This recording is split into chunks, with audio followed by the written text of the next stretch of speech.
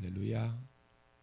우리 하나님께서 오늘도 우리에게 은혜를 주실 줄로 믿습니다. 하나님 주시는 은혜 안에서 날마다 믿음으로 승리하시고 우리에게 주신 귀한 사명 잘 감당하는 복된 삶이 되시기 바랍니다. 오늘 본문 말씀은 우리가 너무나도 잘 아는 말씀입니다. 오늘 본문에는 부활하신 예수님 만나고도 다시 물고기를 잡으러 간 7명의 제자들이 나옵니다. 시몬 베드로와 디두모라 하는 도마와 갈릴리 가나 사람 나다나엘과 세베대의 아들들, 즉 야고보와 요한과 또 다른 제자 둘입니다.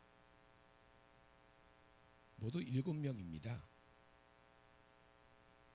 예수님의 제자 중에 가룟 유다는 자살하고 4명을 제외하고 나머지가 다 고기를 잡으러 간 것입니다. 그 중에 물고기 잡으러 가는 일에 선봉에 선 사람이 예수님의 수제자인 베드로였습니다. 베드로는 예수님이 가시던 모든 곳에 거의 다 따라다닐 정도로 유력한 제자입니다. 그런 베드로가 나는 물고기 잡으러 간다고 하니까 나머지 6명이 우리도 함께 갔다며 따라 나선 것입니다. 여러분, 예수님께서 제자들을 부르실 때에 물고기 잡는 선수가 되게 하시려고 그들을 부르셨습니까? 예수님께서 그들을 부르실 때 뭐라고 말씀하셨어요? 너희를 사람 낚는 어부가 되게 하시겠다고 말씀하셨습니다. 물고기 잡는 어부가 아니라 사람을 낚는 어부가 되게 하시려고. 우리 주님께서 우리를 부르신 것은 돈 잘 버는 사람을 만들어서 부자가 되게 하시기 위함이 아닙니다. 그런데 명색이 수제자라고 하는 사람이 선봉에 서서 예수님을 따라가면서 버렸던 배와 그물을 챙겨들고 고기를 잡으러 나간 거예요. 하지만 그 결과는 어땠습니까? 배에 올랐으나 그 밤에 아무것도 잡지 못했어요. 여러분, 이 세상에 이보다 더 처량하고 안타까운 일이 또 어디 있을까요? 수년 동안 데리고 다니면서 말씀으로 훈련시켜서 하나님 나라 큰 일꾼이 되라고 기대하며 팔았는데 모든 것이 다 숲으로 돌아가고 다시 제자리로 발장 도루묵이 된 거예요. 이것이 베드로의 모습이고 제자들의 모습이었습니다. 어부 출신도 있지만 어부 출신이 아닌 사람들까지도 아무 생각 없이 다른 사람을 따라가는 목적 없는 인생이 돼버린 거예요. 자기 본분을 잊어버리고 무리를 지어서 고기를 잡으러 갔던 제자들은 밤새도록 수고했지만 고기 한 마리 잡아 올리지 못했습니다. 이런 광경을 바라보며 솔로몬의 고백이 생각을 합니다. 헛되고 헛되며 헛되고 헛되니 모든 것이 헛되도다. 이것이 바로 자기의 본분을 잊어버리고 살아가는 사람들의 모습이에요. 아무리 열심히 살아도 남는 것은 허무뿐인 것입니다. 아무것도 남기지 못했다는 말이 아니에요. 많은 것을 남길 수도 있고 인간적으로는 성공을 이룰 수도 있습니다. 하지만 그 마음 한구석에 허무함이 가시지 않는 거예요. 결국 하나님 앞에 설 때는 아무것도 없는 빈털터리가 되는 것입니다. 지금 제자들이 경험하고 있는 영적 상태가 그런 거예요. 밤새 수고했지만 한 마리의 고기도 잡지 못하는 그런 제자들에게 날이 새어갈 즈음에 예수님께 찾아오셨어요. 하지만 제자들은 무엇에 정신이 팔렸는지 예수님을 알아보지 못했습니다. 물론 부활하신 예수님의 모습이 전에 뵙던 그 예수님의 모습과 조금 달랐을 수는 있어요.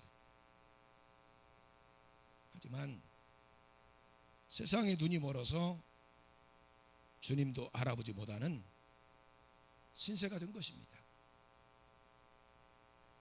여러분, 우리 주님이 재림에 오실 때도 마찬가지예요. 세상 것에 눈이 멀어서 온통 정신을 다 빼앗기고 땅만 바라보고 사는 사람은 하늘로부터 재림이 오시는 주님을 알아볼 수 없는 것입니다. 밤새도록 수고했지만 한 마리의 고기도 잡지 못하고 허탈에 있는 제자들을 찾아오신 예수님께서는 제자들에게 물으십니다. 너희에게 고기가 있느냐?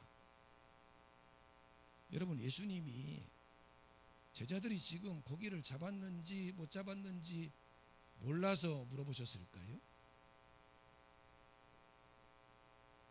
지금 예수님은요, 제자들이 아무 보고도 없이 바닷가에 가서 고기를 잡고 있을 때 그들을 찾아오셨어요.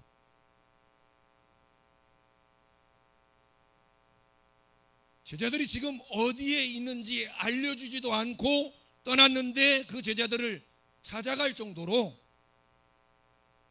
그들을 훤히 다 알고 계셨다면 그들이 밤새도록 고기를 잡은 사실을 아셨을까요? 모르셨을까요?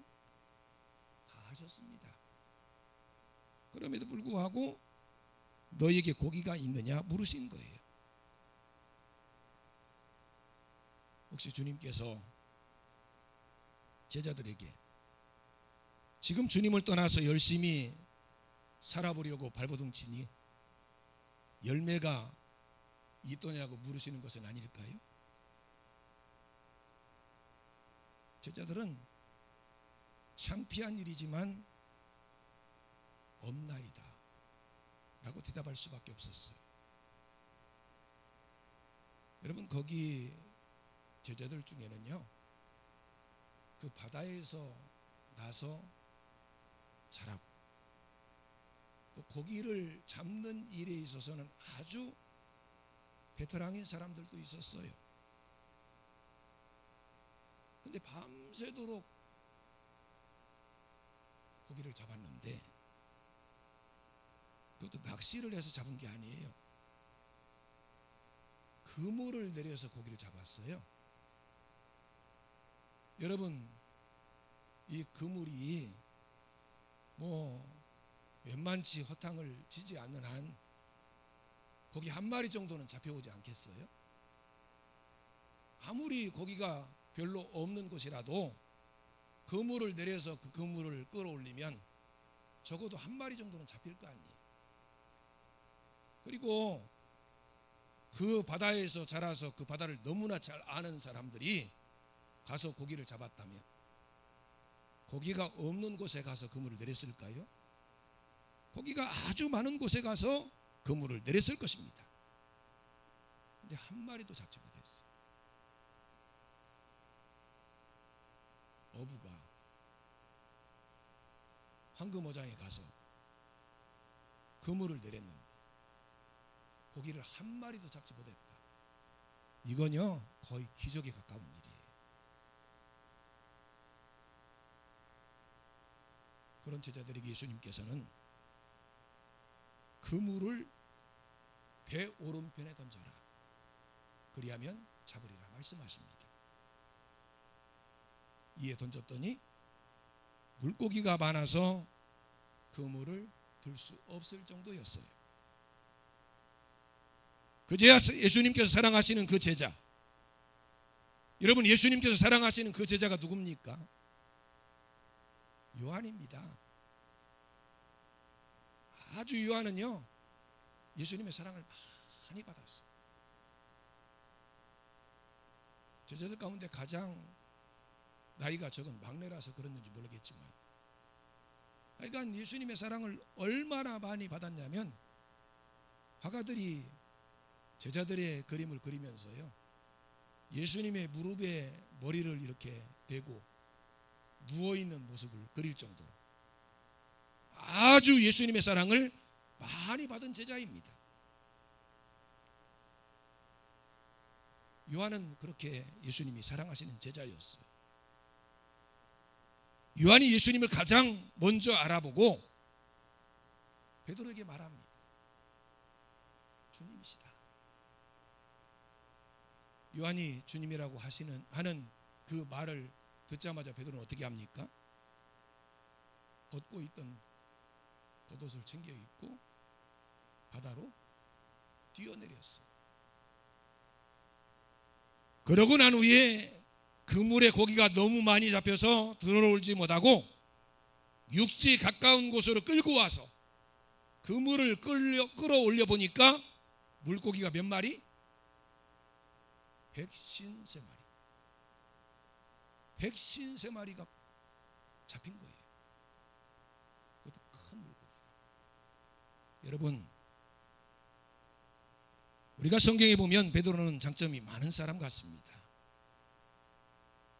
물론 성질이 급해서 실수도 많이 하고 중요한 일을 그르치기도 했어요.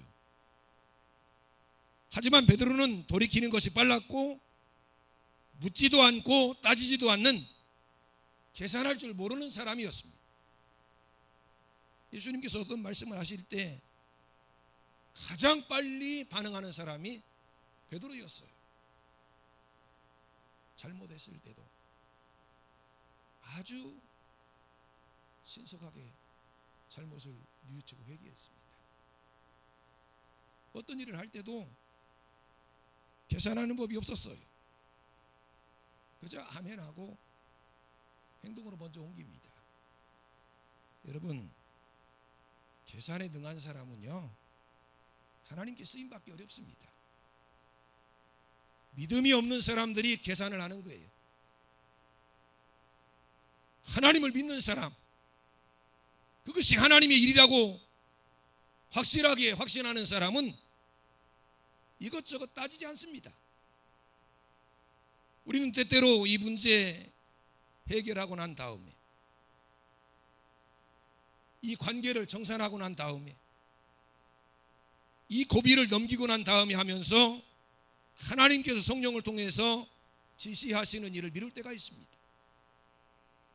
하지만 그런 사람 치고 하나님의 일들을 훌륭하게 이뤄내는 사람은 많지 않은 것 같아요.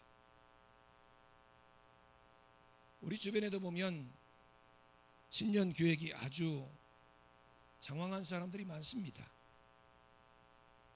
하지만 까딱 잘못하면 자기 계획 세우다가 하나님의 계획은 무시하는 오류를 범할 수가 있어요. 여러분은 자신이 해야 할 일을 다 머리로 계산하다가 하나님의 계획을 무시하는 잘못을 범하면 안 됩니다. 오늘 베드로는요, 주님이시다라고 하는 말이 떨어지기가 무섭게 앞뒤 아무것도 계산하지 않고 바다로 뛰어내려. 아마 예수님께서 배 오른편에 그물을 던져라 그리 말씀하셨을 때도요, 가장 빠르게 움직인 사람이 베드로가 아닐까 생각이 들어요. 다른 사람은 그렇게 성질 급하게 움직이는 사람이 별로 없거든요. 여러분, 예수님을 가장 먼저 알아본 사람이 누구예요? 요한입니다. 근데 예수님께 가장 먼저 다가간 사람은 누굽니까? 베드로입니다. 예수님께 가까이 나가기 위해서는 바다로 뛰어들 수밖에 없는 그런 상황인데도 불구하고 바다로 뛰어든 거예요.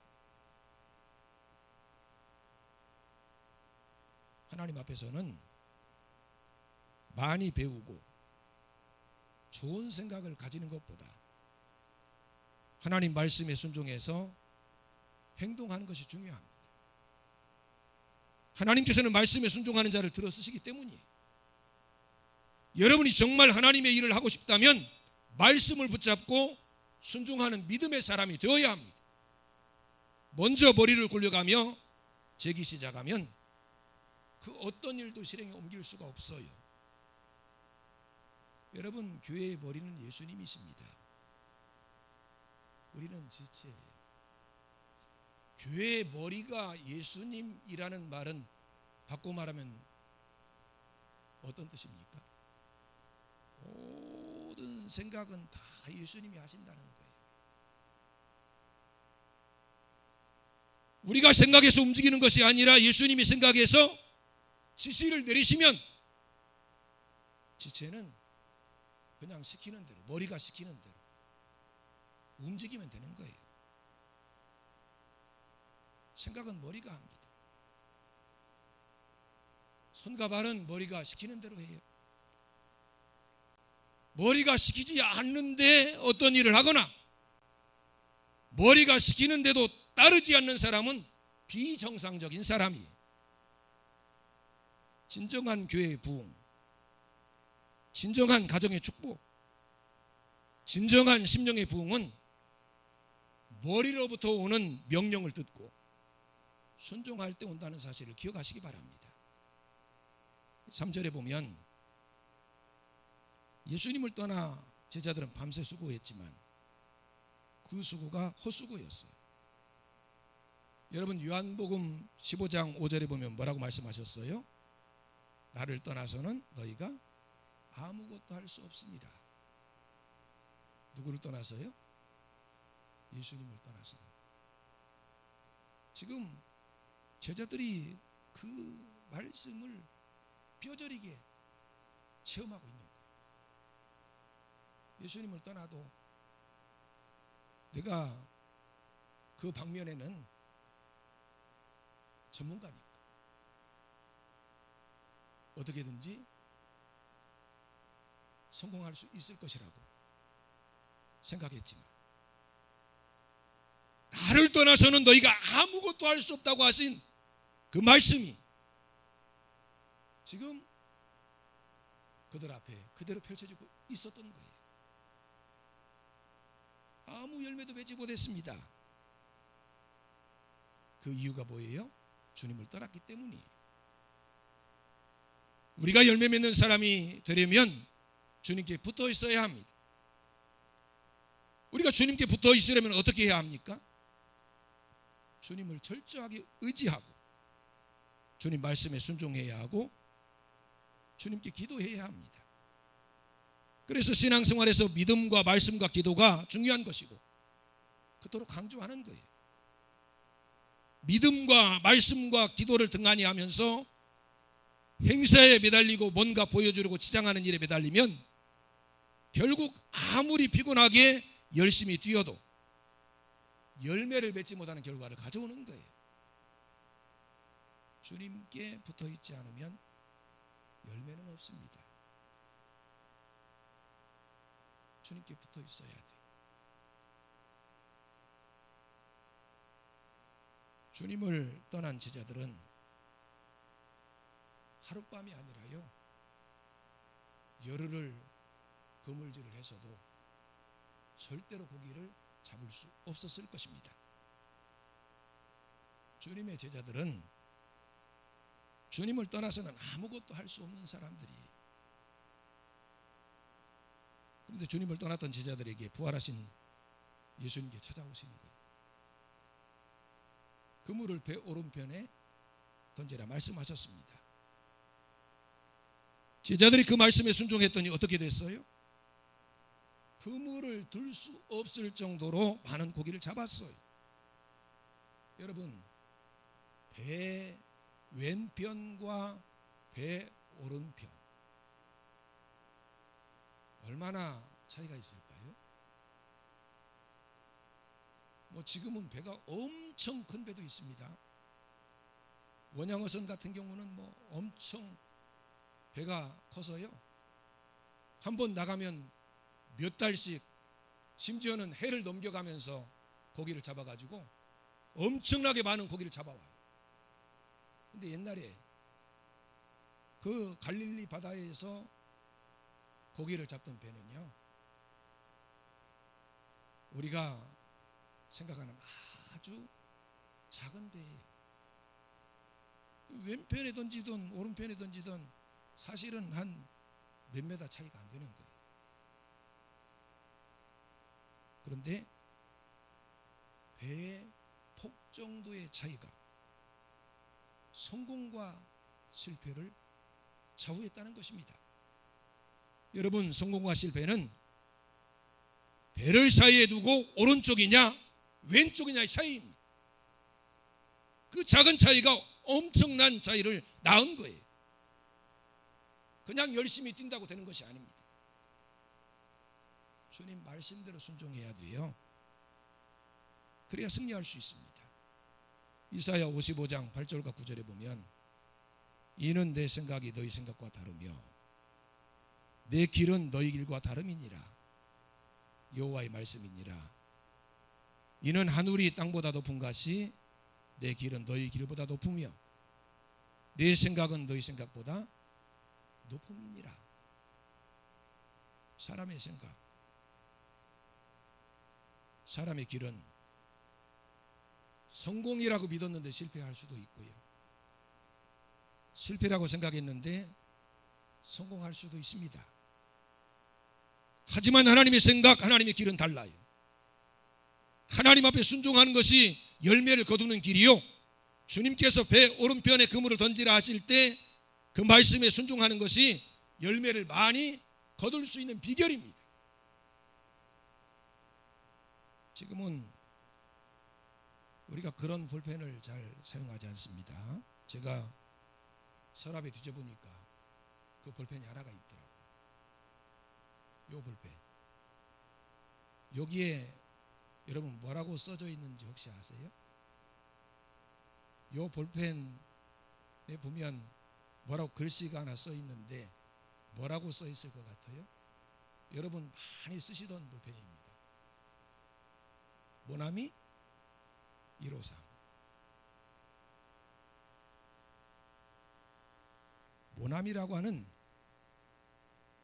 필기용품 제조업체가 있었습니다. 그 당시 경쟁이 너무 심하다 보니까 업체가 도산할 위기에 처했어요. 이분이 믿는 분이라서 너무 회사에 큰 어려움이 닥치게 되자 기도원에 올라가서 기도를 합니다. 하나님 앞에 기도를 드리는데 하나님 앞에 지은 죄가 떠오르는 거예요. 사업을 하느라고 주일 성수도 잘 안 하고, 돈을 벌고도 11조도 바치지 않고, 새벽 기도도 하지 않고, 그래서 하나님 앞에 회개했습니다. 이제는 주일 성수 잘 하겠다고, 하나님 앞에 11조 철저하게 바치겠다고, 새벽 기도 잘하면서 열심히 신앙생활 하겠다고 하나님 앞에 약속을 했어요. 그러고 난 후에 말씀을 읽었는데 오늘 본문 말씀을 읽은 거예요. 거기 보니까 예수님 말씀에 순종해서 그물을 내렸더니 153마리의 고기를 잡았다는 말씀이 있었습니다. 그래서 이 말씀을 붙잡고 하나님 앞에 기도했다고 합니다. 하나님, 제가 모나미 153 볼펜을 만들겠습니다.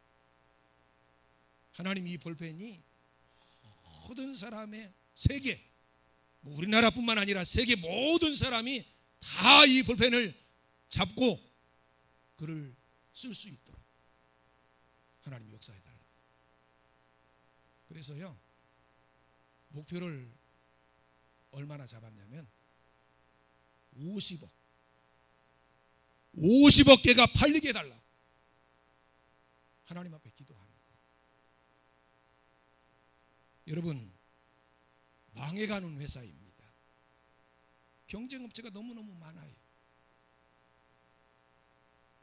당장 버티기도 힘든 회사가 어떻게 볼펜을 만들어 가지고 50억짜리를 팔 수가 있겠어요? 가능한 일이 아닙니다. 말도 안 되는 기도예요. 그 기도를 마치고 기도원에서 내려와서 모나미 153 볼펜을 만들기 시작했습니다. 근데 놀라운 일이 나는 거예요. 여러분도 이 볼펜, 물론 뭐 그 당시 처음 만들 때는 이게 그냥 좋아 보였는지는 잘 모르겠어요. 근데 볼펜 보면 다른 볼펜 훨씬 더 디자인도 좋고 이렇게 필기감도 좋은 볼펜들이 얼마나 많습니까? 근데 여러분, 이 볼펜